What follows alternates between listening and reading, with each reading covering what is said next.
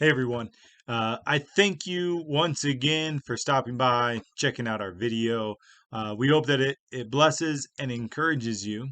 Kind of an odd thing that happens nowadays is we record these videos at various times. In fact, I'm recording mine on Wednesday at about 3 o'clock in the afternoon, but you won't see it until Thursday at 7. Just little odd stuff that Rick and I do, and it's kind of a cool thing because I can present a message and know that God will prepare a time for when you can hear it. And so often we believe we're like confined by time. We're confined by time and place, and that's not always the case. God has the ability to do wondrous things, and it may not even be something uh, that you hear tomorrow on Thursday that makes a difference. But maybe you'll watch this video at a later date and you'll be able to think to yourself, "Wow, that's relevant to my life right now." And that's how God works, and it's good for us to be able to be a part of this in a little way. And so, once again, we hope that this is a blessing to you and that you're able to grab some meaningful insights as we continue our journey in our faith as we try to draw closer to God, especially during these current circumstances. I want to go over a thought that I had the other day. I was with Theo. We were getting ready for bed, and he has one of those like early reader Bibles. It's a pretty cool thing. I love it because it breaks down these great narratives of Scripture in a way that he's able to understand. He's able to connect with it, and he loves to be able to read his Bible with me at night. One of the stories that I was reading the other day, and it was a pretty cool story. It's this idea of uh, the Israelites coming into the land of Canaan. And it kind of jogged my memory because this whole idea of the Israelites coming into the land of Canaan was something that I'd kind of glossed over before. But I'm gonna try to relate it to you in the way that it made sense to me. So throughout the New Testament, jumping over there, we are continually told that we are now a kingdom of priests. It's something that God wanted us to be this intercessor between the rest of humanity and God. Uh, for instance, we have a passage like in First Peter chapter 2, 9 through 10. It says, "But you are a chosen people, a royal priesthood, a holy nation, God's special possession, that you may declare the praises of him who called you out of darkness into his wonderful light. Once you were not a people, but now you are a people of God. Once you had not received mercy, but now you have received mercy."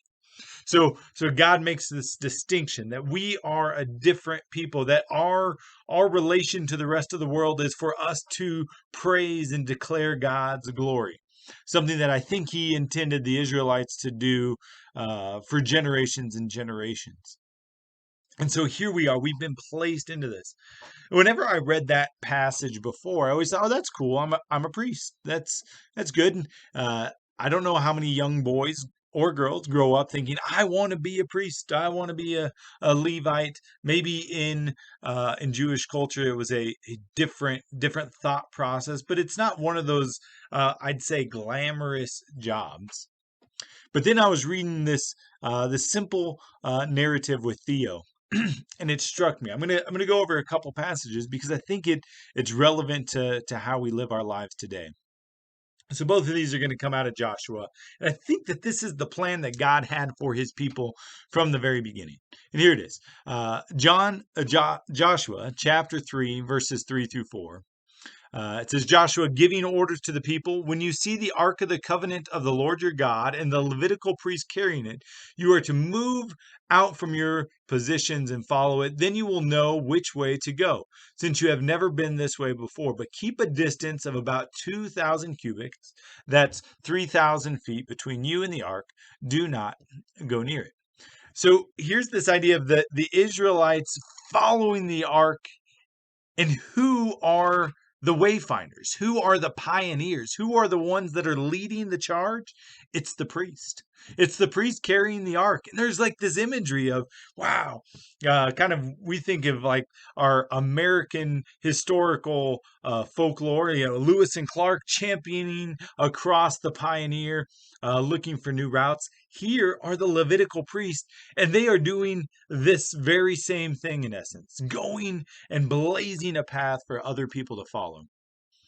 Right? And the next passage, super awesome. Right? So we know that as the Israelites are traveling in this procession, we know that in chapter 3 they also get to the Jordan River. And who are the first people to step into the Jordan River and halt the water? It's the priest, right? These pioneers, these trailblazers, they enter the water, and God stops the water up, and it begins to back up at the end of chapter 3. We move into chapter 6, right? The great battle of Jericho. Uh, this is where it gets good, right? They've been marching around the city for 6 days. It's the seventh day, and things are about to get good. And in verse 4, it says, "Have 7 priests carry trumpets of ram's horn in front of the ark, and on the seventh day march around the city 7 times with the priests blowing the trumpets." And we know at that moment the walls come tumbling down. And so here's this plan that God has for his royal priesthood. Be the trailblazers. Be the ones that are blowing the trumpets. Be the catalyst to the change that you want to see. God never intended his priesthood to sit back and allow things to happen. I think that message is clear as we go through the conquest of Canaan. I think that's clear as Jesus disciples his apostles. He doesn't expect us to sit back. He wants his royal priesthood to be out there doing things. And maybe the best thing that we can do is what we find in First Peter, and that's that idea of declaring God's glory, of praising him continually. And when people see that, maybe their lives will be changed. That's all we can do in this time period. And so I leave you with these passages. You are God's royal priesthood. You are God's chosen people. Don't let that go to waste. Choose to make a difference and be the trailblazers, be the pathfinders, be those who are championing God in all circumstances. Thank you once again. Have a great night, and God bless.